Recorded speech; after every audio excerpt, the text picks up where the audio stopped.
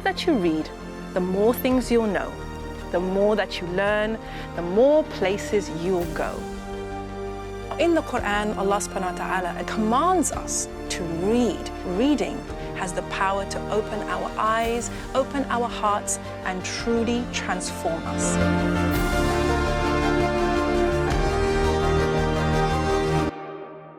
Bismillah, assalamu alaikum wa rahmatullahi wa barakatuh. Welcome to the Muslim Bookshelf. I am your host, Naima B. Robert, and I am super excited to share today's guest with you.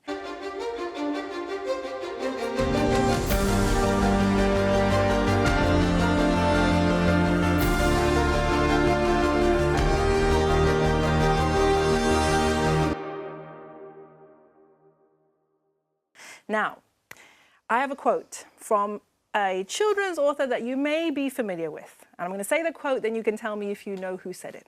He said, "If you're going to get anywhere in life, you have to read a lot of books." Now, I know it's not a very clever quote, it's not a very original quote, but that is what Roald Dahl said. And that is so true.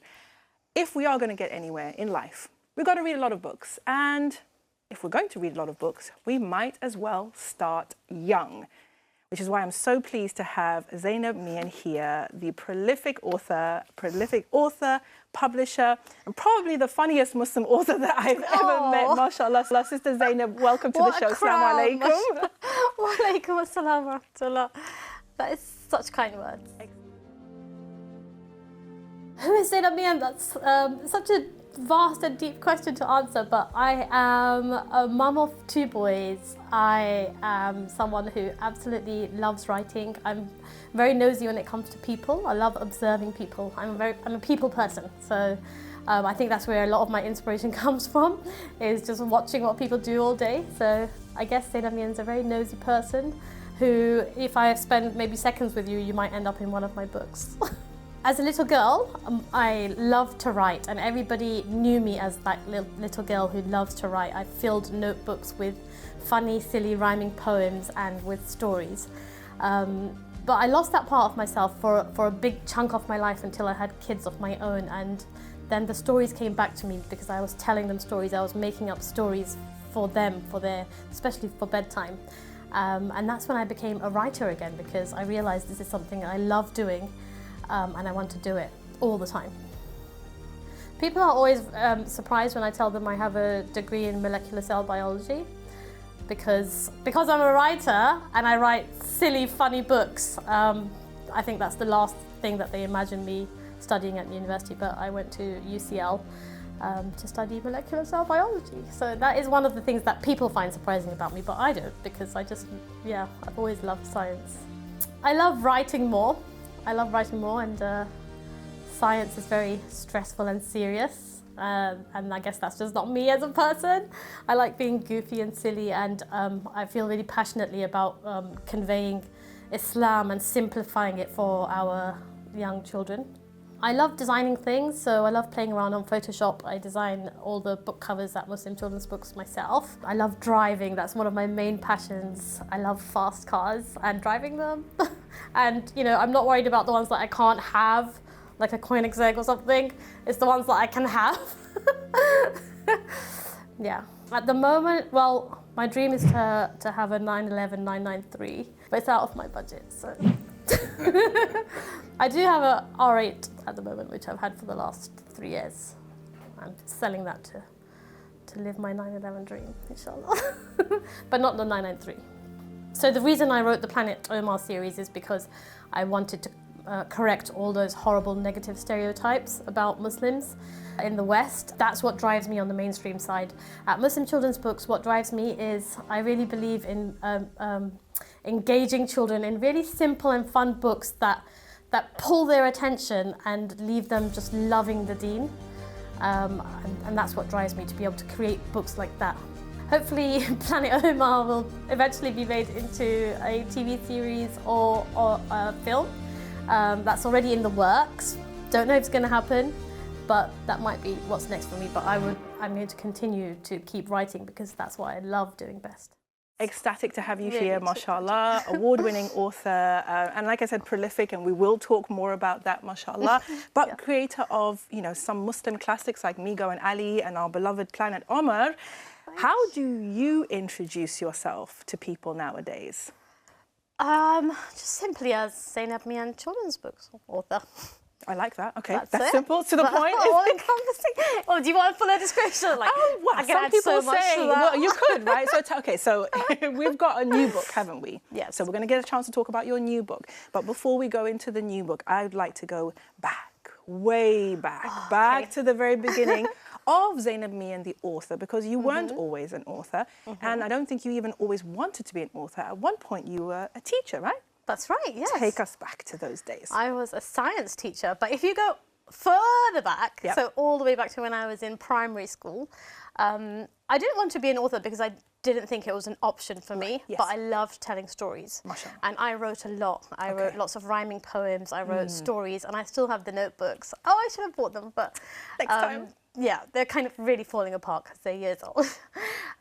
So back then I did want to be an author. At high school I pursued my love for science and followed a career in science. I studied molecular cell biology at university. I had completely forgotten about the writing side of myself until I had children of my own. And I started telling them stories. But more than that, I noticed that there was still diverse characters missing, completely missing from books, which were just fun stories. They weren't to do with Ramadan or Eid, which we do need those books as well, definitely. But I just wondered why they weren't represented in all sorts of everyday stories. Yeah, exactly. And this is something that a lot of parents, especially those days, you know, wondered, you know, where are all the books with characters like my kids, with names like ours, you know, with, you know, certain aspects of family like ours. But I know that you didn't just stop there. You didn't just wonder about where are all the books. You did something about it. Yes, so I had written a story, so this is back in 2007, and I had written a story called Adam and the Tummy Monsters, which I did go on to publish, so the name will sound familiar to some. I pitched it to, I think it was just one publisher. I didn't really know what I was doing, to be honest, but they came back and said that they're not publishing, it doesn't fit with their book list, and they're not publishing books of this kind. So I thought, what kind are you talking about? You know, the diverse kind. But so I decided that if anything was to be done about it, I'm going to have to just publish them myself. And I started Sweet Apple Publishers with a view to publish books from other authors too, not just by myself. And I was very ambitious. I didn't only want to represent, you know, South Asians or just Muslims. I wanted to represent everybody that was missing from books, and that was hugely ambitious. In hindsight, okay, here we are today. Obviously, lots has happened, and we're going to hear about that. But what would you tell your younger self then, when you were at that stage in the journey? What would you tell your younger self about that focus? Oh, that's a really, really great question. I would tell myself to, I know it sounds sort of cheesy, but be the change. And also I would tell myself that I can totally be an author, because look at me now, I am one. Yeah, absolutely. But back then there were no authors that looked like me, so you know, I wasn't imagining it. And not only were there no authors that looked like me, we didn't get to meet authors back then. Children these days are very lucky. They get lots of school visits. There's all these fabulous book festivals that take place, so they get to go to events and see authors. But when I was growing up, there was none of that, or you know, I wasn't experiencing it. So I never even imagined that authors were sort of real people, or people, I thought they were all dead. Oh! Yeah, I thought they were people who lived ages ago, and then now we had their books. And what a surprise. Very special. Yeah. What a surprise to find that. So Sweet Apple Publishers, you had this very ambitious, kind of very wide goal to be an inclusive publisher, I guess. What did you end up doing with the books with that publishing? Yeah, so I was aiming mainstream. So I was representing characters. They were picture books, so there wasn't a lot being said about them. And I was just representing all sorts of characters visually. That's with the illustrations. With the illustrations. Right. So they were picture books. That's where my writing journey began when I came back to writing. But it was very hard to get them on the shelves. It was very, very difficult. And as I said, my degree was in science. My background was in science. I didn't know anyone who was in publishing or the arts at all, really. Wow. So hold on a minute, because obviously I'm familiar with your books, right? Even the Sweet Apple ones and the ones from the earliest days. And for some reason, I thought that you had some kind of creative eye or creative agency over the books, because they didn't look like the other books that were being done at the time. So did you just kind of choose illustrators by chance, or did you have some kind of idea of what you wanted the books to look and feel like? Yes, definitely. I had an idea of what I wanted the books to look and feel like, and I chose the illustrators with that in mind. Yeah. A couple of the very early books I got my sister to help me with, because she was studying graphic design. Oh, so nice. she did for My Dad's Beard, for example, she did the typesetting for that. Yeah. But yes, the creative vision for the book is always there when I have the story. Yeah, and I can see it anyway, because especially you mentioned about the typesetting. Because, you know, for those of us who are kind of in children's books, and especially knowing the books that were around at that time, My Dad's Beard was something very different. It was jumbly, you know, like the text was jumbly, you were playing with fonts, you were playing with the layouts, etc. And I think you continued with that style, that approach to the work. And I always see it as just fun. But maybe you have another way of explaining your vision as you went more into writing more children. And then you started Muslim children's books, didn't you? Or did that turn into Muslim children's books?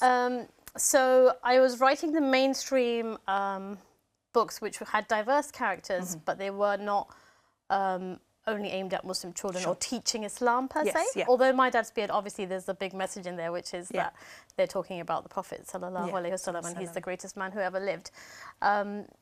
But after doing that for a couple of years, during one Ramadan in 2015, I just wanted to give to the community. So I thought, what I'll do is I'll write every day of Ramadan. I'll write and publish as a PDF online, on Facebook. I remember that do you campaign. Remember Yes, I do. So just on Facebook, I was writing the stories of the prophets and just putting them on Facebook. And people were loving them. And so that's back in 2015, when there weren't a lot of books around, Islamic children's books. And people were just really loving how simply they were written. I think that's the point, because even at that time, there were stories of the prophets. Yes. But is this the series that turned into Migo and Ali? Well, if anyone knows Migo and Ali, then you know that the narration style and the storytelling style is completely different. And I'm sure that's what people on Facebook gravitated towards. It wasn't just stories of the prophets, we've always heard them. This is a childlike storytelling. It's a childlike imagining. So where did you find that inner child? We want to know how you plugged into her, mashallah. Anyone who's watching who knows me in real life just knows that that inner child is very much there. Okay. Yes, I'm very much in touch with my inner child, which is probably why it comes through. I write for kids. Yeah, no, it comes through, definitely. So to tell me a little bit about, and tell us about the journey of deciding to do these 30 stories and this great response, then what happens afterwards? It was a great response, and I thought, it occurred to me, I've been publishing these books which are, you know, they're mainstream books, and we do need them. I'm not going to stop with that. We do need them in the mainstream space, books that represent us. But also I see that our community, the Muslim community, also needs well-written books. I mean, not to toot my own horn. She is. She does that. What I mean that is what she does. Simply written books. I get to say that are appealing. Oh, thank you so much. That are appealing to children, and our community needs this. So I thought, I'm going to publish this as a book, and I'll do it under a different imprint, which I just called Muslim children's books. For SEO fans out there, I mean, come on, you cannot go better than that. MuslimChildren'sBooks.com. I love it. .co.uk. Oh, I actually got that. So Migo and Ali. So Migo and Ali was born because of that, and and more. Just people responded, and then more and more, and then more and more. And I did, I continued with the mainstream books as well.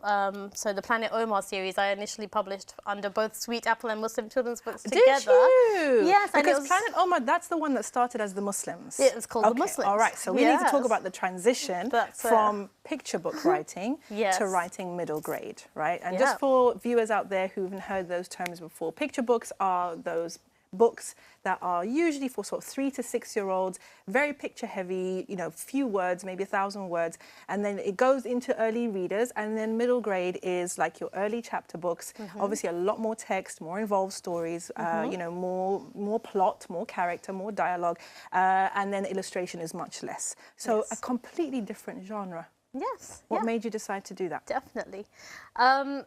It was quite organic because when I started writing, my kids was very young, so they were picture book age. Makes sense. Makes sense. So okay. Yeah. So let me tell you one thing about my writing. I don't just write for the sake of it. I write because it's something maybe I've been teaching my children, and then I turn it into a book. Or you know, that's the hack. It's, mashallah. It's kind of I see Alhamdulillah. what they need, and that's obviously what others need too. And also just the understanding of their minds. So you asked me how I'm connected with my inner child. It's I mean. Yeah, I'm quite like goofy inside. Not all parents are, but you know, being a parent, you know how kids' minds work as well. So that transition took place as my kids grew up. Yeah, and then I wanted to write. So Planet Omar is based. The character Omar is based very heavily on my son, who was 9 years old at the time. So you know, he was such a character. Yeah, mashallah. Just everything that Omar is. Really, really warm and kind, but at the same time cheeky and witty. Yeah. And I just thought the world needs to read a character like this. Like, you're such a lovely, like... He needs a book. My kid is the best. You know, yeah, so he needs a book. So I just knew that I wanted to write a character like him. I didn't quite know what the story was going to be yet, but it ended up being what is now book 1 in Planet Omar, which is originally the Muslims. Yes, and that was a very interesting story as well, because the Muslims, and again, going back to kind of what I've always seen as your approach, which is, you know, it's based in Islam, it's based in contemporary life, but there is this element of just this childlike, well, it's just fun, really. Fun and funny. So that's, again, something that we haven't really seen. So obviously viewers are probably familiar with Diary of a Wimpy Kid and, you know, Dog Diaries and that approach to writing for that age group, but it hadn't been done. With Muslims, as far as I'm aware. No, it hadn't been done with Muslims. And my son was actually reading the Diary of the Wimpy Kid books, and I had never read one. What did you think when you read it? Okay, let's full disclosure. Are you allowed to say? Wimpy Kid? Yeah. I still haven't read one. Full disclosure. I still haven't read one. I still haven't read one. Okay. And the reason he was reading them, and it was kind of at a similar time where I was thinking of writing Omar. And so I didn't allow myself to read it on purpose because I didn't want the voice to end up being the same or me sort of, you know, consciously or unconsciously mirroring the voice. Yeah. So I still haven't read it, and I never did read You don't need to or read Tom Gates, any of those ones. But just naturally, the voice that I had for Omar fits with a book that has lots of graphics inside it, lots of images. Yeah. So that's what it was. So you published The Muslims, as it was called at the time, between Sweet Apple and Muslim children's books, mashallah. A double whammy there. Yeah. But then something crazy happened with that book. Yes. Something to do with rebels. Tell us about these rebels. So that book went on to win a mainstream book award called the Little Rebels Award, the Little Rebels Prize, in 2018. And it was completely unexpected. Like, I could not believe it. It was up against award-winning authors, books by, like, you know, the big 5 publishers. Wow. And I was thinking... And you were self-published. And I was self-published. They consider it self-publishing, don't they? Exactly. So when I was shortlisted, I thought, that's huge. That's huge I was grateful enough for that. It is. And, you know, subhanAllah, it all goes back to when you're grateful for something. Doesn't Allah say, if you are grateful, I will give you more? Yeah. Like, I'm getting goosebumps because I just believe... I'm always telling everybody how much that really is true. So maybe it was that. But when I was shortlisted, I was just grateful enough for that. I just thought, but that's it. So I went and did the panel discussion, thinking this is just it. And then I was waiting to hear who the winner is, not expecting it to be me, but it was. Subhanallah, alhamdulillah. And after that, I signed an agent because then few of the They big started five. to fight for you. They were like, hold on a minute, we spot a star here in the making. So you were approached by a couple of different publishers. So you needed someone for the book. need someone to defend that. Yes. Just for viewers who are not familiar and those who are interested, what is the job of an agent, a literary agent? Yeah, so a literary agent represents your work. So if you're not published yet, the literary agent will have all the knowledge of who it should be pitched to, proposed to, which publishers, and they basically sell it to the publishers for you and represent you in all the boring stuff that you don't want to do. The boring stuff means the legal stuff, negotiations, the negotiations, guys, the contracts, the advance, the money, all of those conversations, which a lot of people feel very intimidated by, and you're not really in the best position to defend anything or even negotiate much, especially as a first time, someone being offered a contract for the first time. So if you can get an agent, that's amazing. And you did, mashallah. But just an aside for those who are watching and also who are interested, because I have had a lot of sisters who say to me, look, I've written a children's book, I'm trying to find an agent. Do you advise everybody to try and find an agent first before they do anything with their book, or does it depend on the book? What do you mean before they do anything? Before they write it? No. They may have written a picture book, for example, right? Yes, yeah. Before they try and pitch it. So before they do anything with it, whether they're self-publishing, whether they, depending on the market, they just think, I need to get an agent now. Yes. Do you think that that's the best approach? I can only speak from my experiences. So I would say on the mainstream side of things, that is a very good approach because, as we just discussed, they're going to be well equipped to get the book in front of the right people, which, publishers don't take unsolicited manuscripts. The big ones, and things. yes. The big ones, yeah. And then even once you find one, just having those difficult conversations. So, yeah, from my experiences, I would say. Okay, mashallah. Yeah, Good. find an agent. So you guys heard it, okay? So there was an agent got involved to fend off all of these people, make them sit down and have a decent conversation. Yeah. And so who did you sign with in the end? I signed with Hachette. With Hachette, mashallah, yes. wonderful. Yeah. And so that was book one. Yeah. And what happened after that? Book on a Planet Omar. It was actually a 3-book deal. So we published 3, and then I signed a contract for 2 more. Mashallah. So there's actually 5, mashallah. Amazing. Planet Omar's out now. Mashallah. Yeah. And I love that for you because I think it is such a huge move for you personally, but also for the space, right? Yes. For the Muslims or people writing about Muslims, in a wider context. I think it's huge for all of us really that you've had that. And I think the Planet Omar series, I'm sure I saw it on those like box set websites, where they sell the books and they're discounted and you get all 3 of them. That's huge. Yeah. That's huge because most authors don't get to see their books in that kind of distribution, mashallah. So yes, yeah. No, it definitely felt like each win that I get, even now, it definitely feels like not just a win for me, but for a win for the wider community. Absolutely, mashallah. And you've continued to create more books for both Muslim children's books and obviously, this new one that you've got coming out. Yes. So with the Muslim children's book side, do you know how many books you've published so far? Oh, that's such a good question because usually people just say, how many have you published? And I'm like, I forgot. I've lost count.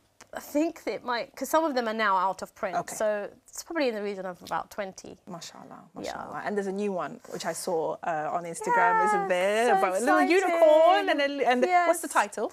It's called Mimi and the Unicorn Get to Know Allah. Sorry, Mimi and Unicorn. It was originally The Unicorn, but we took that. Mimi and Unicorn Get to Know Allah. Mashallah. So that's a new picture book, which I'm assuming is sort of continuing in that genre of, introducing children to Islamic concepts in a very fun and child-friendly way. Yes, definitely. That's what I'm aiming for. Mashallah. So it's a huge concept of knowing Allah. Yeah. And I felt that kids, although we're teaching them Quran and we're teaching them Salah, we're teaching them du'as, but if you sit down and ask them, who is Allah? Can you tell me about Allah? They're a bit lost. Yeah, and so it was inspired by Surah Ikhlas, which I completely love, and I think it's just such a powerful message of Tawheed, and there's a reason why it's 1/3 of the Quran. Yes. And it's just so simple and clear about who Allah is. So it was inspired by that, and the whole book is basically translating that and adding other attributes of Allah subhanahu wa ta'ala from the 99 names. MashaAllah, I love that. I love that, love that. And then there's a new book as well for the middle grade, for our primary schoolers, late primary schoolers. Tell us about the new book. Yeah, so it's Meet the Maliks, Twin Detectives, and the first book's called Cookie Culprit. So this is it's a new series, with the Maliks twins and the family and the next door neighbour Norman. It's a detective series. Nice. So with each book you've got a mystery going on that they're solving. In the first book, so it's based in a mosque and a madrasa that's attached to the mosque, which is really lovely. How cool is that? Yeah. It's really lovely to be able to represent that in the mainstream. Yeah. Because we've done open windows into Muslim family homes, and the home is still there. But I really enjoyed opening a window into a mosque. What's going on inside the mosque? There's an imam, and in the second book, the imam. I probably am not allowed to say. But the imam is important in the second book. He's important, and we'll have to wait. He's important in the first one as well, but in the second one, he's even more important. So we get to see a lot more of him. Okay. But in this first book, they are baking cookies for a charity. It's in Ramadan, set in Ramadan, and they're baking cookies for a charity competition until one day they find that all the cookies have been destroyed, and it's up to the Maliks to figure out who done it. Okay, right. I have to say, I really admire detective writers. Oh. Yeah, I do, because they're often so clever. Like, how did you come up with that? Especially when you read a thriller or a detective series where really you could not figure out who it was. But of course, the writer always knew, right? So that means that the writer has to have that kind of mind to know, like, oh, he's going to do this, and then there's a clue there. And this is how it all unraveled. Did you find it difficult to I don't know what the answer is, obviously. Maybe it's a very simple answer. But how do you keep the audience guessing, keep the reader guessing, and also figure out all the moving parts as the writer? Yeah, it's an interesting question, because you know who it is, but you can't let them know who it is. Exactly. And you have to keep them guessing at other people. It's a lot of moving parts. There are a lot of moving parts, and I find that when I'm writing a book, a mystery book, I'm constantly just thinking about it. So I might not have the answers when I'm typing. Right. I might begin trying to type a chapter and realize I don't have the answers. So I'll just leave it, go for a drive, or just carry on with my day-to-day life, but just always be thinking about it. Yeah. And it just kind of unravels, and this, I do some planning, the structure. I do some planning, so I know some things, but some things just come along as the story goes along. It just and the story tells you what to do. Yeah, I know that feeling. So are you a plotter or a pantser? She's going to say a mix of both, but before she answers, for those who are not sure, because today we're talking all about writer terminology, a plotter is a writer who plans everything out. It could be the full, character sketch, the plot, the structure. They've really planned everything out. And then the pantser is more who just sort of takes an idea, feels it a little bit, maybe has some clues, and then just starts writing and just lets the story go wherever they want it to go. Is that fair? Yes. A fair description of the two? Yeah. So what's your process? So I would say with the Planet Omar series, totally a pantser. Really? Completely. Wow. So I don't meet many pantsers in my life, that's why. Oh, completely. Amazing. My editors know that they cannot expect a full synopsis from me or any sort of, because I'm just like a few lines. It's about a kid. Because I don't even know. His name is Omar. Yeah, that's all you need to know. I don't even know yet, okay? So just trust me, okay? Yes. But obviously with the mystery series, I do have a little bit of a plot, just a little bit, because I know. You have to know who, at the end, where it's going a little bit. At least you have to know the answer, even if you don't know how you're going to get there, or how you're going to take people off the track and confuse them and stuff. I guess you should have an idea of who it is. And usually I'll know what's happened and who done it, but I won't know the rest. Yes. Well, that's fun. So that's fun to discover. All right, so another technical question. How many drafts do you typically do for these longer books? For these longer books, I feel like people watching this show are really going to hate me, who are writers, because whenever I see, I know where this is going, mashallah. Because when I do panel events with other, or you know, you have author friends and you discuss things and they're like, excuse me? And you just learn to be and then I'm quiet like, oh, in those I didn't spaces. know that was not normal. Yeah, so part of me just doesn't even want to answer the question. But yeah, usually one draft. With Planet Omar, a couple, like there has been a time where my editor's just gone like, okay, we're going straight to line edits. Nice. Alhamdulillah. Nice. Yeah. But it's because I do think about it so clearly when I'm doing it, and part of my process is that before writing any further, I go back and I read through again. Oh, so I don't just carry on. So so that's why it helps to just make sure everything's making sense and coherent. Yeah. And gelling together really nicely. Yeah. So that's part of my process. But for other books, there will be like a little bit of structural changes as well. Yes. Just trying to make so that's everybody the second feel draft. better. So that's the second draft. No, really, honestly. No, but it's true. It is true. Yeah. Yeah, so no, it's true. It No, is mashallah. true. No, but I think, like you said, if it's a story that you are almost rehearsing in your head and you can kind of see it, there is it's almost a process of I'm just putting this down on paper, but actually it's all here. I just need to put it down on paper, which means that you don't need that many revisions. Exactly. It's making sense here. If it makes sense here, typically it's going to make sense on the page, inshallah. For instance, with the mystery books, so for book 2, which we've just done the edits on, you know, I was so careful about just getting the plot right and about it making sense, and that there were some elements that and that I knew as well when I submitted it, but I was like, I'm just fed up with this already. I'm just going to send it to them and then I know what they're going to say. But then, so structurally it's a little bit like, oh, add a little bit of why is this girl mean? Like, you know, backstory things like and that kind of thing, mashallah. So just to... Alhamdulillah, I love hearing about different authors' processes, especially in, genres that most people probably never, jump into, because middle grade isn't one that a lot of people attempt.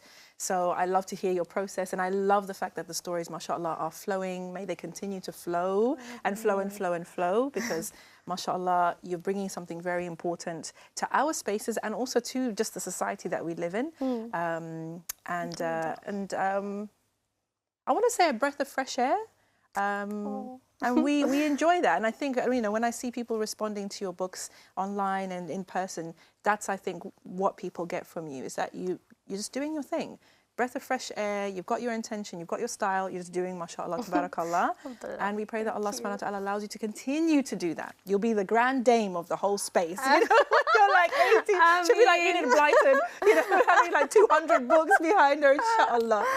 I mean, you're so kind. So what's next for you? Are you working on something right now? Are you, what's the next project for you? Yes, so Meet the Maliks is a 3-book series. I just started writing book 3. Nice. And then got a couple of titles already, projects open for Muslim children's books. Lovely, mashallah. So, alhamdulillah, may Allah bless them with every khair. And where can people find you? I mean, they can find me at muslimchildrensbooks.co.uk for the Islamic books. And the Meet the Maliks series and the Planet Omar series won't be on that website because it's not published by Muslim Children's Books, but anywhere where you normally buy books, you'll be able to absolutely find them. And Amazon, Google, Hachette, wherever is our friend, I think, and we'll definitely be able to find that. And you're active on Instagram, aren't you? I'm active on Instagram. Yes, I'm terrified of Twitter, or X as we have to call it now. So, okay, where is the best person to follow you as an author to be able to get news about all your different projects? Do you post about everything on Muslim Children's Books, or do you keep them for your another profile? Yeah, to be honest, I use my Zanib Mian profile mostly for mainstream, and sometimes I'll share the Muslim children's stuff on there. Right. And then I'll use the Muslim Children's Books profile mostly for Muslim children's books. But I will, if there's a mainstream series coming out, I will share that on there. Personal sort of insights I normally share on the Zanib Mian account. Like, I'm starting to write this, or, more sort of personal stuff. Alhamdulillah. So we'll have all of those links for you guys. I pray that Allah subhanahu wa ta'ala gives more power to your pen and continues to bless this journey that you're on. And I'm excited for you. I've watched you over the years, and I've seen the books, and we've known each other. So I'm I don't want to use the word excited, because it's not really excited, and I shouldn't use the word proud because I didn't do anything. But I do feel, as my sister, from our community, British Muslims, hijabi, taking taking initiative and just doing something that you saw needed to be done, and for Allah to just open more and more doors for you. I'm proud of you, and we love you as the Muslim community. We are grateful for you and the work that you've done and the beautiful books that you let our children read. Alhamdulillah, Jazakallah khair. Allah bless you immensely for the support Ameen. that you've always given and that you give to all the authors, which I see you're championing Alhamdulillah, the whole community alhamdulillah. in finding their voice. So We Allah want to bless, see Allah more bless. stories from Zanib Mian. We want to see the impact that you're going to have, and we're all rooting for you, mashallah. And as always, my dua is that every single one of Zanib Mian's books ends up on Muslim bookshelves all over the world. Ya Rab, make it happen. Sis, jazakallahu khairan. Jazakallah khair. wa iyaki. Books for Muslim Kids. The Girl Who Lost the Leopard by Nizrana Farouk.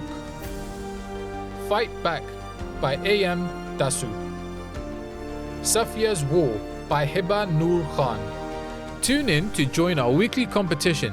Just answer the question on the screen and you could win our award-winning book collection. What was the name of Zanib Mian's first book? A. My Dad's Beard. B. Meet the Maliks. C. Planet Omar. D. Adam and the Tummy Monsters. To enter, email tmbs@islamchannel.tv. Terms and conditions apply.